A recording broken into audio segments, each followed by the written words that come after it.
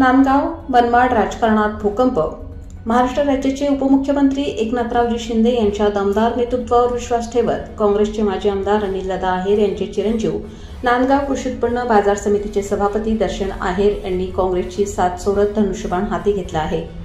नांदगाव मनमाड नगरपरिषद निवडणुकीच्या प्रचाराचा नारळ उपमुख्यमंत्री शिंदे साहेबांच्या हस्ते वाढवण्यात आला आणि त्याच मंचावर झाला हा राजकीय स्फोट.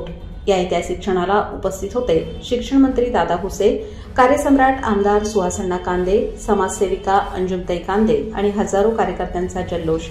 धनुष्यबाणाच्या विजयाचा नाद संपूर्ण नांदगाव तालुक्यात भगवा झेंडा उंच. शिंदे शिवसेना गटात प्रवेशानंतर कार्यकर्त्यांमध्ये प्रचंड उत्साह. उपमुख्यमंत्री एकनाथ शिंदे म्हणाले, उद्याचा नांदगाव मनमाड विकसित समृद्ध शिवसेना प्रधान बनवण्याचं आमचं ध्येय आणि या ध्येयासाठी आज एक ताकदवान घराण्याची शक्ती शिंदे शिवसेना बरोबर एकवटली आहे. नांदगाव मनमाड नगरपरिषद निवडणूक आता होणार अधिक जोशीची. पूर्वतयारी झाली, आता जिंकण्याचीच लढाई. संपादक विजय धामणे, नांदगाव, नाशिक.